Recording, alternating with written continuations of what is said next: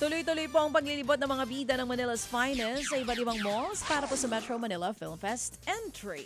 Bumisita po sa SM Fairview kahapon sina Papa P. Piolo Pascual kasama sina Rico Blanco at si Tyke Sanchez. Ibang klaseng energy ng fans nang salubungin po sila ng cast. Sinorpresa rin nila ang mga nanonood ng Manila's Finest sa sinihan. Bumisita rin sina Papa P sa SM San Lazaro sa Maynila kung saan dinumog po sila ng napakaraming fans. Nagpasalamat din sila sa mainit na suporta para sa pelikula. Magpapatuloy ngayong araw ang Finest Cinema Tour ng Manila's Finest. Abangan po sina Rico Blanco, Rica Peralejo, Ashton Olviga, Tyke Sanchez at Inday Fatima. Pupunta po sila ngayong araw dyan sa SM Grand Central, SM Caloocan at sa SM North EDSA. Mamaya po yan mga kapatid.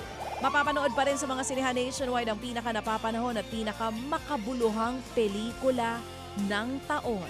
Ang multi-awarded film na Manila's Finest.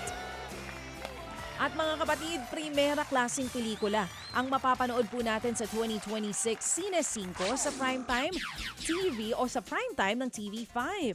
Buhay naman nung ipalalabas po ang Metro Manila Film Fest entry, second best picture at historical film na Gomburza. Bida po dyan ng Manila's Finest Stars na sina Piolo Pascual at Cedric Juan, pati si Dante Rivero. Mapapanood din po ang pelikula sa Cine 5 simula January 2, tuwing 8:30 ng gabi. Dito po yan sa TV5. Malungkot na balita naman po mga kapatid, pumanaw na si Jimmy Regino, ang miyembro ng April Boys at kapatid ng yumaong OPM icon na si April Boy Regino. Inanunsyo po ito ng kapatid ni Jimmy na si Vingo Regino. Sumikat po ang grupo noong 90s sa mga awiting Honey, My Love So Sweet, Ikaw Pa Rin Ang Mamahalin, Tunay na Pag-ibig at Pag-ibig Kong Litong-lito. Noong 1995, umalis si April Boy sa grupo kaya sina Vingo at Jimmy na lamang ang nagpatuloy dito. Bumalik si April Boy noong 2020 bago po ito pumanaw. Nakikiramay po ang mga kasamahan po namin dito sa TV5. Mga kapatid, brothers and sisters, saan ka pa? Dito na tayo sa totoo.